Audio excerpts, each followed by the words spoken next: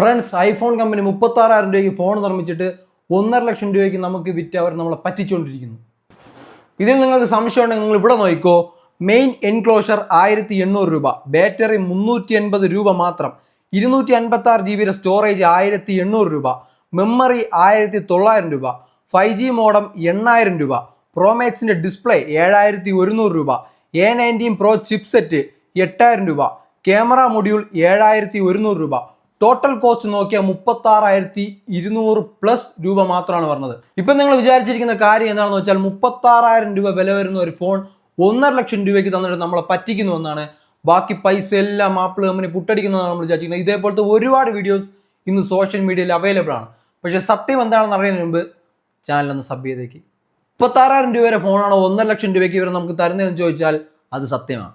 പക്ഷേ ഈ 36,000 രൂപ എന്ന് പറയുന്നത് റോ മെറ്റീരിയൽസിന്റെ പൈസ മാത്രമാണ്. റോ മെറ്റീരിയൽസ് മാത്രമാണെന്ന് ചോദിച്ചാൽ അതൊരു ഫോണായിട്ട് മാറില്ലെന്ന് എല്ലാവർക്കും അറിയാം. അപ്പോൾ ഇതൊരു ഫോണായിട്ട് അസംബിൾ ചെയ്യണം, ഇതിന് വാറന്റി കൊടുക്കണം, പോരാത്തതിന് ഇതൊരു സോഫ്റ്റ്വെയർ സെറ്റ് ആക്കണം, പോരാത്തതിന് ഇതിന് പാക്കിംഗ് വേണം, ഷിപ്പിംഗ് വേണം, ഇതിൽ ഒരുപാട് പരസ്യം ചെയ്യണം. ഈ കമ്പനിയുടെ, അതായത് ആപ്പിൾ കമ്പനിയുടെ ഫാക്ടറികൾക്ക് എല്ലാത്തിനും അതിൻ്റെതായ ചിലവുണ്ട്.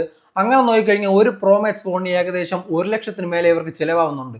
ഇവർക്ക് ലാഭമില്ലെന്ന് ചോദിച്ചാൽ ഒരു പ്രോമാക്സ് ഫോൺ വിൽക്കുമ്പോൾ ഇവർക്ക് ഏകദേശം 25 മുതൽ 30% ലാഭം ഇവർക്ക് കിട്ടുന്നുണ്ട്. അതാണ് സത്യം.